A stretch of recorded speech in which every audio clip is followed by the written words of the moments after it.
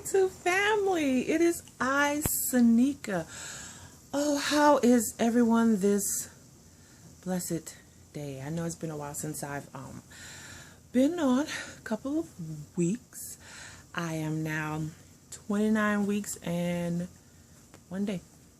So, blessed be the Lord that I've made it this far. Y'all just don't know how I thank God every day, because I feel like it was just 29 weeks ago I was injecting Follistim into my stomach, and it's a miracle.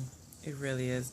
And that it worked on the first try, I find that a miracle, because honestly I didn't think it would.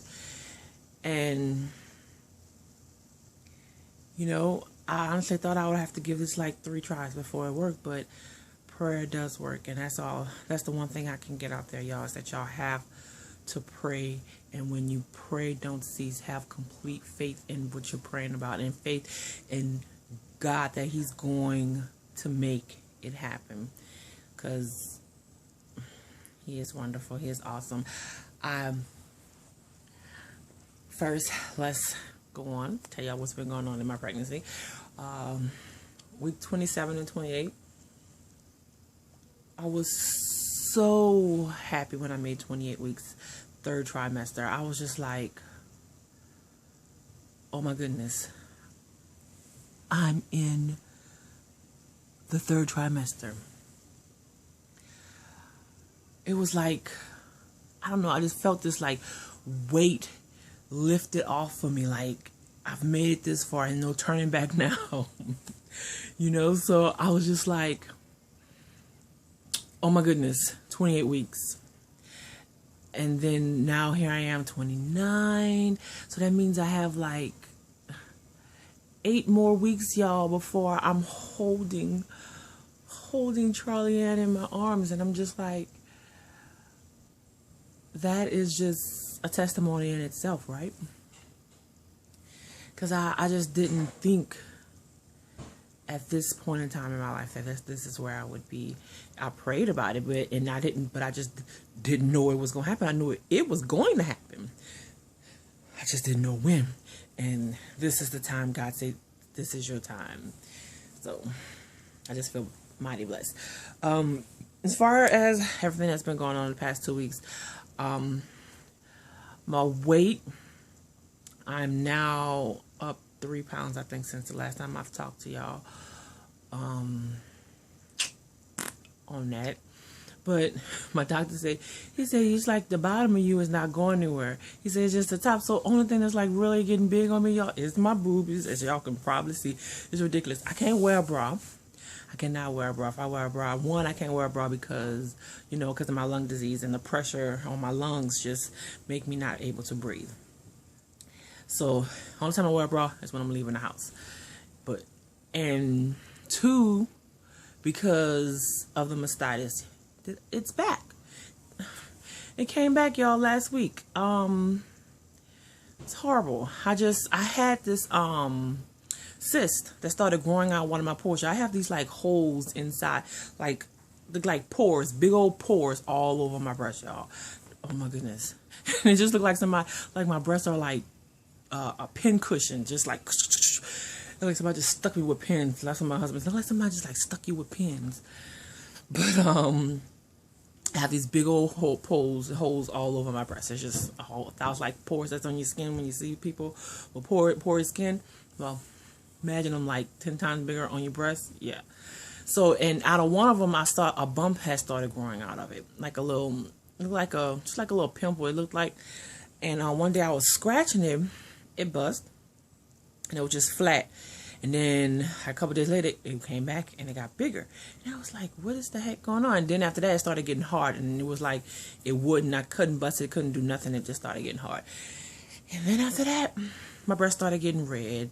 And then I started feeling the heat, y'all. My breast felt like it had its own heater. Like you could hold your hand over my breast like this. Like right now, I could feel the heat coming from them. That's just how hot they were.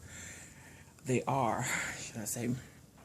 And they started swelling up again. And I was just like, So they went to the doctor, and I showed her, and she was like, yeah, it's back. So they put me back on antibiotics again. I think I have a couple of days left on antibiotics. I'm still throwing up. I have these last few days I have been forcing myself to eat, and the worst thing is the force. It's like Charlie Ann, when I'm hungry, that's when she's the most active. She just goes crazy up in there. And I guess she's like, you need to feed me, you need to feed me. Now I guess like if she was a baby, you know, you don't feed them, they just starts crying. That's what she does when I don't eat. So she's in there and she's just acting up, and I'm like, oh my goodness, I have to feed her. So I go and I eat, and then I'm serious, like 10 minutes later, she just calms down, and I don't hear from her for another few hours. So I think I have her like schedule, like I honestly believe, and I'm praying she's gonna be one of them babies who sleep at night, because at night, y'all, I don't hear from her a peep. Between 11 and 5 a.m. she's quiet. She's just sleep the whole time, not a budge, unless I do something. If I get up, and I ain't gonna say that, because even if I get up to use the bathroom, I lay back down, still don't hear a peep from her. But last night, my husband had came, got in the bed, and I don't know, I told him something, and I raised my voice, and it must have like woke her up, because when she woke for like 30 minutes, she was just up, and then she calmed down and went back to sleep, and she didn't wake up till like 7, 8 o'clock. So I was like, okay. So she will wake up, but she went back to sleep after that. So, but I have her pattern pretty down. So, week 27, the mastitis came back. They put me on antibiotics. I've been on antibiotics for about a week now. At least it's going on a week. And, yeah, my blood pressure has been good. My oxygen has been borderline, should I say. And I've noticed that, I was diagnosed with mild sleep apnea, and it's not mild anymore, y'all. It's not. My sleep apnea has gotten really, really bad since I've become pregnant, and it's to the point where sometimes I don't even want to sleep because I'm scared to go to sleep, because then I'm waking up gasping for air. I can't have my oxygen on at night because I'm so clogged up, because, you know, my nose is so clogged up and I can't breathe. So I'm constantly waking up just gasping for air, and I don't know how long I'm actually laying down without oxygen, you know. And a couple of times I've waken up and my lips were blue from lack of oxygen, my fingertips was blue from lack of oxygen. So my MFM has told me I had to go and get a sleep study. I have to do a new sleep study for them to give me a CPAP machine. How sexy. I mean, bad enough this is not sexy, you know what I'm saying? So now I'm be laying next to my husband with this big old thing, hunger thing, and making all this noise, and he not looking forward to that. And then I'm claustrophobic. Like, even sometimes when I'm laying, if I can't sleep with this, like, this is too much for me. Like, all this compression is too much for me. I don't even like having covers in my face. I'm very claustrophobic. So I'm worried about that being a problem. And so my sugar has been doing fine. I probably had a few highs, but nothing that alerts the doctors. They say, you know, because one, like, my highs has been because I'm back on antibiotics, so they wasn't really alerted about that. And then she told me I've had a lot of lows. So, and because I'm not eating, I have a lot of lows. And excuse me, y'all. Because I'm not eating, I have a lot of lows. And there's times, y'all, I get so dizzy, I can't stand up, I'm weak, I'm shaking, and it's like I have to have something. And it's like, even I remember one time it was so bad, like my number was like 44, my sugar was like 44, and I was just like, I felt like I was about to black out. It was horrible. So I was like eating all kind of things just to try to hurry up and raise my sugar, but nothing was raising up. It was like, it was dropping even more even after I ate something. So I don't know. It was a horrible feeling. So they took me off my diabetes medicine. So I'm not on that anymore. Also,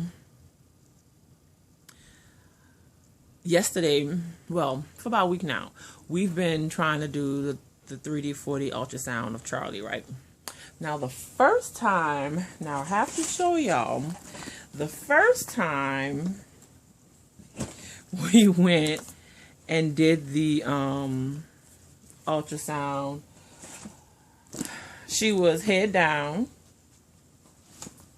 She was head down. And this is what we got. This is my little Charlie Ann, y'all. Look at her. Isn't she adorbs? This one and this one. And this was like 5 minutes in. As you can see, y'all, she looked just like her daddy here. And she looked like her sister also here. Look at this picture right here of her sister, y'all. This is her oldest sister, and this is her. Don't they look exactly alike? Isn't that crazy? But she has her daddy nose and my lips. So they so at 5 minutes in, you know, they give you a chance to see if you can actually get good pictures of her. This is what we got. And then about 5 minutes in, she started putting her hands in front of her face. She put her knees in front of her face. She was just like, she wasn't having it. So there's like, you know, reschedule. So we waited another week and we went in Monday. And then Monday we went in, which wasn't a good day for me because how was it Tuesday? Monday. So Monday we went in and it wasn't a good day for me because I was not feeling well. I woke up that morning just feeling horrible. She told me before I came to eat, and I don't know why I didn't eat because one, I know Charlie's more active when I don't eat, but she told me to eat, so I forced myself to eat something, and we on the table and she's trying to get pictures and it was just like, and I just started throwing up all in the office. It was horrible. They had to wheelchair me out because I was just about to fall out up in there. So that didn't go that well. So they rescheduled it for the next day because I had an appointment the next day. So they was like, well, we'll do it after your appointment. After my appointment, we tried again, and this is what we got. Her ear. That's all she wanted to show us, y'all. She refused to budge the whole 30 minutes, y'all. We did flashlights. We did music. We poked and prodded her, y'all. She would not budge. And then she was breached. Her head was like right here in my... That was my daughter. Her head was like right here in my rib. Like right under my rib in my stomach. And she did not want to budge, and the lady was like every now and then she'll turn her head and she'll look at it and she'll just hurry up and turn it back that way. She refused to move. So this was the best thing we got of her, an ear. Can you believe it? That, and see this one, she's kissing the placenta. Yeah. We got that one too, but that was her whole face the whole time. She refused to move, y'all. She refused. She didn't want to give us any good pictures, so we was like, we should have just did the first time. We probably would have got better pictures than that. So for $150, that's what we got. But it was still nice just to see her attitude, showing how stubborn she is. She's just really stubborn. So it'll be very interesting when she comes. She even started crying, y'all. She was like, "Wah." She started crying, and you just saw. I said, y'all leave her alone. She cried. Oh my goodness. It was just a pure blessing. Pure blessing. So that's basically what these last 2 weeks has been about with the mastitis. And, you know, I've been sick, throwing up, and other than that, I feel very blessed. This month, I have a lot to do this month. I'm just hoping that these next 8 weeks just fly by. I have 2 baby showers to go to. One of them is an old co-worker. And another one is this girl I met on Facebook. I met her on Facebook, actually. She was... You know them consignment sales, the garage sales that you on Facebook? She was asking if anybody would donate anything to her because, you know, she didn't have any money. She don't have any money, and one lot she really wanted, so I told her I'll buy it for her, and I bought the lot for her, and I went ahead and dropped it off to her house. Well, we met at a gas station, and I dropped it off to her, and we talk every day since. So she's real cool. So she's having a baby shower. Her church is throwing her one. And so she invited me, and I will be going to that also. So it's like it's been real. I mean, Charlie, she moves all the time, y'all. Yesterday, after the after the ultrasound, y'all, I came home and I took a nap. It's like now, y'all, I have SPD, y'all. Severe SPD, y'all. My pelvic bones stay cracking. I can barely walk. It's horrible. Sometimes I be in so much pain I just want to cry. I don't even want to go to the bathroom sometimes because I be in so much pain. I be wishing my husband could like literally carry me. But so yesterday, after all the appointments and everything that we had to do, the errands we had to run, it's like now when I come home, I'll just be beat. I'll be so tired. I guess they write that third trimester, your tiredness pick back up like in the first trimester, because I take a nap now every day. Every day for like 3 hours. I just take a nap and still go to bed at night and sleep through the night. But so I went to sleep. I went to sleep at about 1 something, and she woke me up at about 2. Like she was kicking like really, really strong at about 2. And she woke me up, she startled me, and I went back to sleep, and that was the last time I felt it. I woke up at about 4. And I didn't feel it. And I was like, usually I feel her throughout the whole day, y'all. She does not go hours without me feeling her. So this was like hours had passed by. It was 4 o'clock. I didn't feel it. I got up 5 o'clock. I didn't feel it. I was like, and I'm like, okay, I know last time I felt it was 2. So I'm like, okay, this is 3 hours. I haven't felt her. So 6 o'clock. 5 o'clock, I asked my husband, I said, can you fix me something to eat? Because I hadn't eaten nothing that whole day. So, and again, I haven't eaten. So usually she's real active if I haven't eaten. So I asked him to fix me something. So he fixed me a hot dog. Ate the hot dog, waited like 30 minutes. Because usually as soon as I eat, that's when she starts like moving again. Again, she still didn't feel anything. And I'm like, something's not right. So 5:30, 6 o'clock come around, and I'm like, I told my husband gave me like a big old jar of Crystal Light. You know, I can't really have anything with sugar. So I have Crystal Light, so he gave me a Crystal Light, and he was like, well, hopefully this will work. And I drank that whole thing of grape flavor. She didn't budge. I was like, okay, cold water. Then it was cold because, you know, if I drink cold water, she goes crazy. Nothing. But then I said, well, give me the Doppler and let me just listen to her. So use the Doppler. Put the Doppler on my stomach, and I couldn't find a heartbeat. It was the most terrifying, like 5 minutes. And it's like at the same time, it was like I was worried, but I was like, I just think, because I just seen her that morning. I just seen her. She was fine. Her heartbeat was 135. You know, she was just late. I already knew she was being lazy that day because she didn't want to move for the tech. So I was like, okay. So, try to find a heartbeat. I couldn't find a heartbeat. Called my husband, and my husband was like, let's go to the hospital. I think you think you need to go to the hospital. And I was like, I don't know. I just think she's being lazy. And he was like, well, better safe than sorry. So I said, all right. I said, fix me another hot dog. If she don't move by this hot dog, we'll go to the hospital. So I ate the hot dog. She still hadn't moved. I was like, it was like 7. No, it was like almost 7. It was like 6:45. So he was like, I was like, okay, I'm going to go to the hospital.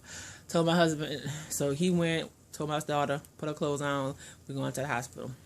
As soon as we said we was going to the hospital, she gave me one good kick in the bladder. I was like, I said, she just kicked me. I said, I think she just kicked me. Or was that a muscle spasm? I was like, was that a kick? I was like, I didn't know what it was. I'm like, was that a kick? Was it a muscle spasm? And I was like, it felt like a kick, but it could have been a muscle spasm. And he was like, you're not sure? And I'm like, I don't know. I was just like really hysterical. And he was like, I was like, I think it was a kick. I said, I'm just going to try to listen to the heartbeat one more time. So I went ahead, put the Doppler back on, and I caught it for like a brief second.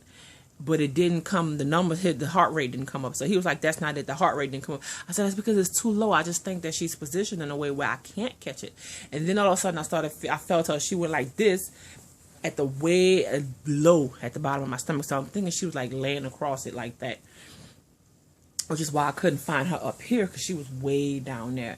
And that's why I kept feeling moving like way down there. And I was like, yeah, she's moving. She's just really low. So I knew she was all right, but my husband, he was freaking out. He was like, no, let's go to the hospital. Let's just go to the hospital. Let's see if everything's okay. I'm like, babe, she's moving. And he didn't even believe. He said, how do I know you're not making that up? I'm like, why would I make that up? Seriously. So, but we didn't go. I was like, she's moving. She's fine. She's just having a lazy day. I think she probably was having a growth spurt. So that was scary for them few hours. But at the same time, it was like, I felt like I was overreacting because I just saw her that day. You know, so I was like, she's okay. She's just being lazy. But that is it. I appreciate the emails I've been getting from everybody, you know, asking how I'm doing because they haven't heard from me. I really appreciate that. And again, I do not have a P.O. box. So for those who ask, I do not have a P.O. box.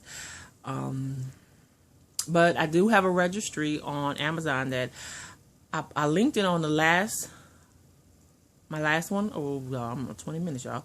But I'll link it again in the description box. If Charlie were to come today, God forbid, we would be okay. So I have everything that I need. It's just things that I want that I don't have. So for those who did ask, is there anything that I need? I feel like I have everything that I need, and I do appreciate y'all asking. That means a lot to me. But I feel like I have everything that I need for Charlie. It's just things that I want, and those are things that I don't have, and that's what I have on my registry. And I said at some point that I was going to use my coupon, you know, the discount, you know, once the date thing, and I said I was going to get it. But I am registered at Amazon. So, and I'll leave it in the description box if anybody care to. If you don't bother me. But again, thanks for asking. And that is it before I hit 25 minutes, y'all. I just want to just say that don't give up. Don't give up, y'all, because of me not giving up, I don't even know how I can show y'all my bump, but this is it. There she goes. Here she is, yo. This is my bump, and this is from me not giving up. Is this like backwards? Yeah, I think it was. This is for me not giving up. Right here. I didn't give up. 7 years, almost 7 years, and I didn't give up, and here I am. So if I can do it, you can do it. Just remember that. And if you want it, you'll do whatever it takes to get to this point. So, again, I want to say, I hate when my lungs do that. So, I'm going to say, God bless everyone. I appreciate y'all. And if y'all still are watching, I wish y'all nothing but the best. And remember, more prayer, more power. No prayer, no power. And I know I miss little prayer, little power. But you get what I'm trying to say. The pregnancy brain. Another one. I have it so bad. Love y'all.